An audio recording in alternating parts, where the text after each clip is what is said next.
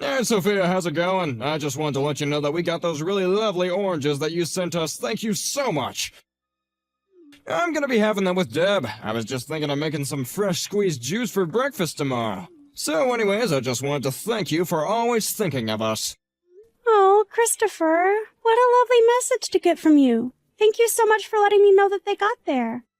I hope I didn't send too many for you and Deb. I wasn't so sure how much would have been good to send. No, it's perfect, and straight from Florida, too.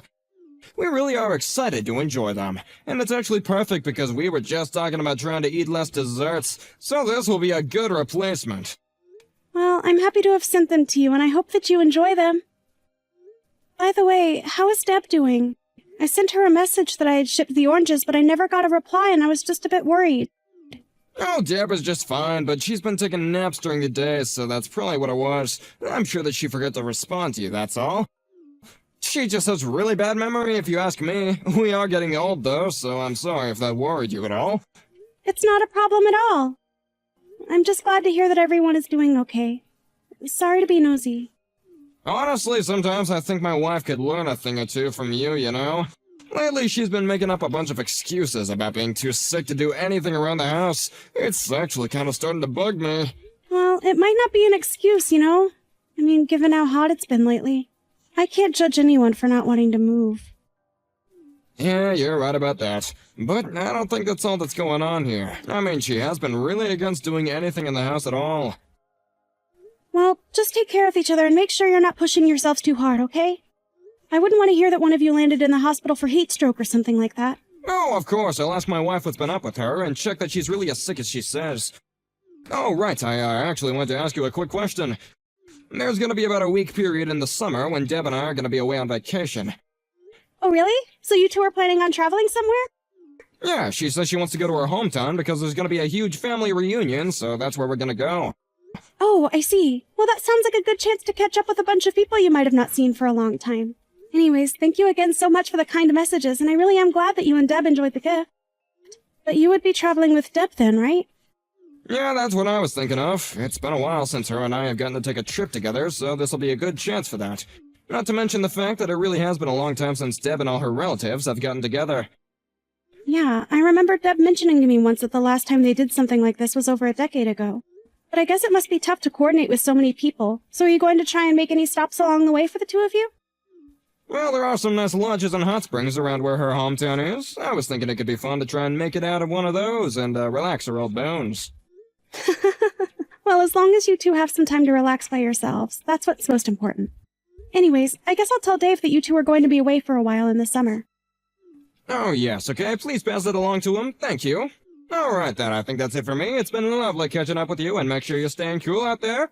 And come over sometime soon, okay? It's been too long since I've seen my grandson. Well, he really misses both of you too.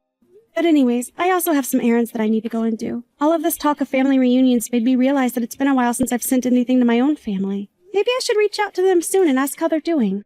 Hi there, Christopher. I was just wondering if you wouldn't mind asking Deb to check her phone for me? Oh, hey there, Sophia. Is something the matter? Maybe I can help you out? Well, I know that Deb is going to be visiting her family's grave in our hometown, and I was messaging her about sending flowers from us.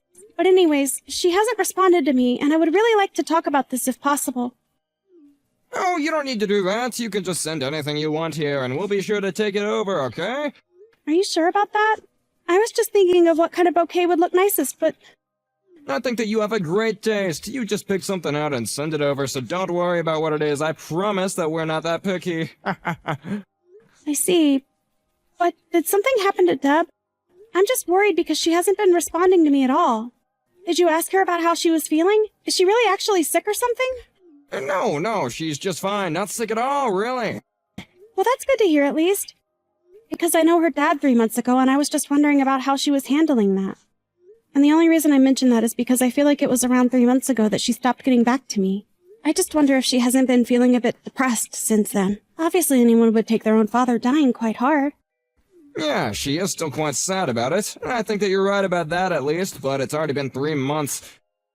I really am getting a bit sick and tired of her acting like this. I think that she's dragging this out just a bit too much. You really feel that, Christopher?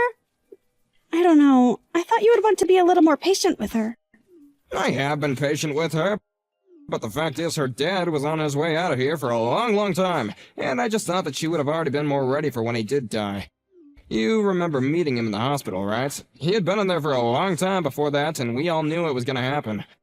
Right. Well, I just wonder if maybe there was a big difference for Deb between telling yourself to be ready for it and then actually dealing with it. I understand this, but her dad was already in his 90s. Had a good long life, and just didn't think that she would be mourning for this long. I see. Well, I understand where you both are coming from. But anyways, I really am just trying to get a hold of her. Maybe it would just be better if I went over in person? Oh, sorry about that. I think we're gonna be leaving for our trip soon, so I don't know how well that would work. Well, I could always just go and visit you both after you get back from your trip. I would love to hear all about the family reunion. Right, I see. Well, I guess if that's what you want to do, then that'd be fine. Sorry, what do you mean if that's all I wanted to do? What else would I be doing but visiting you two? Sorry, nothing. I just have a lot on my mind right now. And I think that Deb is also busy keeping herself entertained. Sorry, what do you mean by that? I thought you said she was too sad to do anything around the house. Well, she certainly isn't doing anything around the house, but ever since her dad died, she's been going out a lot more. Even now, she's not even at home right now because she's out doing something. But just don't tell her that I told you any of this, or I'll never hear the end of it from her. I see. Well, thank you for telling me that anyways. I really do appreciate it, and I am glad that she's well enough to go out and do things. But if you could just tell her to please get back to my messages when she has a chance, I would really, really appreciate it. I mean, she isn't even picking up when Dave calls her. I see. Well, that's also good to know. I'll let her know that you were just a bit worried and want to talk to her is all. Please do that. Thanks so much for talking to me about this, Christopher. Sophia, are you there? Do you have a moment to talk? I have a small favor to ask of you, if you don't mind. Oh, Deb! It's been so long since I've heard from you. How have you been? What is this favor you want to ask about? Well, I just wanted to let you know that I'm on the bus on the way to your house right now. I'm so sorry to ask about this so suddenly, but I'm wondering if I can't ask to live with you and Dave for a while. Wait, what? You're coming here to stay with us? Well, do you mind if I ask what happened? Is everything okay at home? Well, I was kicked out of the house by Christopher, if you can believe it. You're kidding me! Why would he do that to you? Why would he kick you out of the house? Did you two get into some kind of fight or something like that? Well, I think it was a bit more than a fight, if I'm being honest. But my husband was keeping me locked up in the shed for a long, long time. He was upset at me for not sharing part of the inheritance I received when my dad died. He told me he wasn't going to let me out until I gave him some money. But I also knew that you were going to be coming over today, and I was just so embarrassed. I finally gave in and told Christopher the information he would need to get into my bank account. Then he finally let me out of the shed, but I was just so scared that he would try something again, so instead of waiting for you to arrive, I ran away. Deb, is all this really true? I mean, you mean to tell me that that's why I couldn't get in touch with you this whole time? Yes, that's why. I saw that you had been trying to get in contact with me about so many different things. I'm so sorry to have caused you any worry about this. Deb, please, you don't have anything to apologize for at all. I mean, I'm just glad to hear that you're alive. I mean, I'm still just trying to wrap my head around this whole thing. I can't believe that Christopher would do that to you. I'm really sorry. I should have tried to come over and visit you all sooner. No, this is not your fault at all either. I mean, Christopher was doing everything he could to tell you that he didn't need you to come and visit us. That is true. He kept making up excuses whenever I suggested that I come over. But still, it's only you two living in that house. I should have insisted on going over just to give you both some company. Actually, there's another reason why he didn't want you to come over. You see, Christopher has been living with his mistress this whole time. That's why he didn't bother chasing me after I handed over my bank account information. He already found someone else and was probably glad that I left on my own. But I really had no idea at all that he would have ever gone so far as to do something like this. Deb, do you mind if I ask where you are right now? If you want to get off at a stop somewhere, I would be more than happy to go and pick you up. Oh, Sophia, thank you so much. That really is so thoughtful of you. I'm just so shaken up. I don't think I've stopped shaking since I finally sat down on the bus. Feels like it's been so long since I had a decent meal. I can get off downtown and meet you by the university if that would work. Yes, of course. I'll grab my things and head out of the house right now. Just meet me by the cafe near the gas station around there. You know the one. That sounds good to me. But given that the university is at the end of the bus line, I won't be there for quite some time. I'll message you again when I get close. Thank you so much again for doing this for me. Oh, yeah, I suppose that's true. You are coming all the way from your house. Okay then, I'll just be ready to leave whenever you message me. Thank you so much. I'm sorry that you'll have to pick me up in this state. I feel haggard and smelly, and I would just love to take a hot bath. I'm so sorry that you've been through so much, but I'm glad that you were healthy enough to get yourself out of there. I'll see you soon. Just please take care of yourself until then and stay safe, okay? I'll talk to Dave about this and we'll make sure to protect you. Don't you worry about that. Hey, Christopher. I was wondering if I could talk to you a little bit about Deb. You want to talk to me about Deb? Don't tell me that she ended up going over there to you guys. That's right. She got here last night and is with Dave and I right now. I see. That woman really is gonna be the death of me one day, I swear. I really am sorry that you're having to put up with her nonsense right now. But if you really want to know, she ran away because I caught her cheating on me, and she said that she couldn't stand the guilt. But I had no idea that she would just turn around and run to you. Anyways, her and I are getting a divorce, so feel free to kick her out if you want. Hold on a second. Are you trying to tell me that Deb was the one cheating on you? Because she says that you were the one cheating on her. When are you going to stop lying to me and start telling me the truth?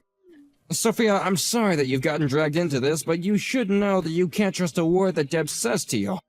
She's a horrible liar, and she isn't afraid to say anything as long as she gets her way. I really don't think that you know what you're talking about at all. I mean, do you not feel bad at all about what you've done to your own wife? I'm telling you that she was the one who was cheating on me. Please, Sophia, you are letting yourself be tricked by Deb. I mean, did she even give you any proof that I was cheating on her? If you're gonna demand apologies from people, then the least you could do is at least show proof that they actually did something wrong. And here I thought that you would just be an adult about this and own up to what you've done. But fine. If you're really going to act this way, then that's up to you. What are you talking about? You still haven't shown me any proof at all. You can't just accuse me of cheating like this. Say whatever you want. It isn't going to stop your house from being demolished. What on earth are you talking about? Why would my house be demolished? Well, because Dave is heading over to your house with his contractor friend right now. But, wait, why would he demolish the house? Well, I live here. The house is mine. You can't do this. You might live there, but do you know that it's Deb who actually owns the house, don't you? It has always been her house and you both living in it. But, I mean, you're not really gonna demolish the house, are you? This has gotta be some kind of trick. I mean, who even is this contractor friend? I already told you, he's an old friend of Dave's, and Dave called in a favor with him to demolish the house. And according to Deb, you and your lover should be away on a vacation right now. So then there's no one at home, right? Enjoy the rest of your vacation. And you're really just gonna do this without any proof whatsoever? It's no proof. I actually went back to the house with Deb, and she showed me the clothes in there that certainly didn't belong to her. Not only that, but you had photos of you and this other woman on the wall, and in your bedroom. It was like you were trying to completely replace your wife. No, it's not like that at all. You don't understand. And just what don't I understand? Telling me that? I mean, you're not saying anything to support your own case, you know. But even your neighbors have backed up the fact that for a while now, a woman who is not Deb has been coming in and out of your house. Okay, I get it, jeez. Just please don't go and demolish my house. I have a lot of really important things in there, and you can't just go and smash them all. Yeah, at least just let me go back home and pack up some things. Maybe then we can talk in person and try to settle this rationally, you know? Oh, don't worry about that. We already did you the courtesy of moving your things into the shed. Nothing is going to be damaged when the house comes down. Oh, and by the way, when Deb came to us, we took her to a branch of her bank right away and changed all of her information so that you couldn't touch a cent of her money. So you'd cut me off from her money then? That's right. It was never yours to begin with, and you shouldn't have been trying to steal from your wife anyways. But, please, okay, let me talk to Deb. I can't get in contact with her at all. She isn't answering my messages. Do you really expect her to want to say a word to you after you treated her like an animal and locked her in the shed? But I didn't even do that, please. This is all just a big mistake. So you're still not going to own up to what you've done, then? Do you have any idea the state that Deb was in when she arrived to us? She looked like she had barely been eating. How could you treat someone like that? It's horrible! No, you don't understand. She's just pretending, okay? She isn't actually hurt. I swear, you gotta believe me. I really just don't know what to do with you anymore. I really misjudged you. But we checked out the shed and it was clear that someone had been living there for a long time. There was even a corner in there that she used as a bathroom. I wish you would just stop lying to me already and admit what you did. All right, I've had just about enough out of you. This is a matter for me and my wife to discuss, and you need to butt out. You tell Deb that we are going to get a divorce, and then I will be taking half of her assets. Whether she likes it or not, she will be giving her part of the inheritance that she got. What on earth are you talking about? You do know that you won't get things that she inherited as part of a divorce settlement, right? Wait, what? What do you mean by that? I mean that legally, things and money gotten from inheritance are a different legal category than normal assets. So divorcing Deb won't get you anything. You're lying to me. That can't be right. You are lying to me, aren't you? So, you're telling me that you really are doing all this without even making sure the law is on your side? You really are an idiot. Do you know that? I can't believe that you did all of this to Deb for something that could have never been yours to begin with. So, wait, do you mean that I'm really not gonna get anything at all out of this? Please, just wait, hold on, I'll be home soon, I swear. Just don't do anything until I get there. I'm sorry, but the cranes and wrecking balls have been demolishing the house for the past half hour. My home?